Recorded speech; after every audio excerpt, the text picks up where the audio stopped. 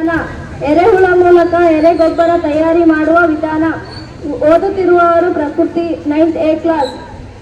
ನೆರೆ ಸೂರ್ಯನ ಬಿಸಿಲು ಬೀಳದ ಶೆಡ್ಗಳನ್ನು ಆಯ್ಕೆ ಮಾಡಿಕೊಂಡು ಸಿಮೆಂಟ್ ತೊಟ್ಟಿಯನ್ನು ನಿರ್ಮಿಸಿ ತೊಟ್ಟಿಯ ಭಾಗದಲ್ಲಿ ತೆಂಗಿನ ಸಿಪ್ಪೆ, ಒಣ ಹುಲ್ಲು ಅಥವಾ ಎಲೆಗಳನ್ನು 2 ಇಂಚು ದಪ್ಪಕ್ಕೆ ಹಾಸಿ ಅದರ ಮೇಲೆ ಹಸಿ ಕಸ, ತರಕಾರಿ ತ್ಯಾಜ್ಯ ಮತ್ತು ಚೆನ್ನಾಗಿ ಒಣಗಿದ ದನದ ಗೊಬ್ಬರವನ್ನು ಪದರ ಪದರವಾಗಿ ತುಂಬಿ ಸ್ವಲ್ಪ ನೀರು ಅಥವಾ ಹಸುವಿನ ಸಗಣಿಯ ದ್ರಾವಣವನ್ನು ಸಿಂಪಡಿಸಿ ಸುಮಾರು 15 ರಿಂದ 20 ದಿನಗಳ ಕಾಲ ಬಿಡಬೇಕು.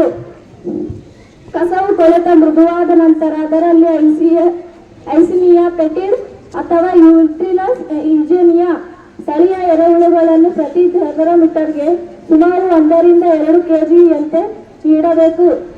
ಗೊಬ್ಬರದಲ್ಲಿ ಶೇಕಡ 40 ರಿಂದ 50ರಷ್ಟು ತೇವಾಂಶ ಇರಬೇಕು. ಅದಕ್ಕಾಗಿ ಪ್ರತಿದಿನ ಅಥವಾ 2 ದಿನಗಳಿಗೊಮ್ಮೆ ನೀರನ್ನು ಸಿಂಪಡಿಸಬೇಕು.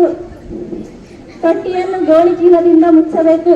ಎರೆಹುಳುಗಳು ತ್ಯಾಜ್ಯವನ್ನು ತಿಂದು ಹೊರಹಾಕುವ ಮೂಲಕ ಕಾಫಿ ಪುಡಿಯಂತೆ ಕಪ್ಪಾಗಿ ಹರಳಿನ ರೂಪದಲ್ಲಿರುತ್ತದೆ. ಸುಮಾರು 45 ರಿಂದ 60 ದಿನಗಳಲ್ಲಿ ಗೊಬ್ಬರವು ಪೂರ್ಣವಾಗಿ ಸಿದ್ಧವಾಗುತ್ತದೆ. ನಂತರ ಮೇಲ್ಭಾಗದಲ್ಲಿರುವ ಗೊಬ್ಬರವನ್ನು ಸಂಗ್ರಹಿಸಿ ಜರಡಿ ಹಿಡಿದು ಗಿಡಗಳಿಗೆ ಬಳಸಬಹುದು.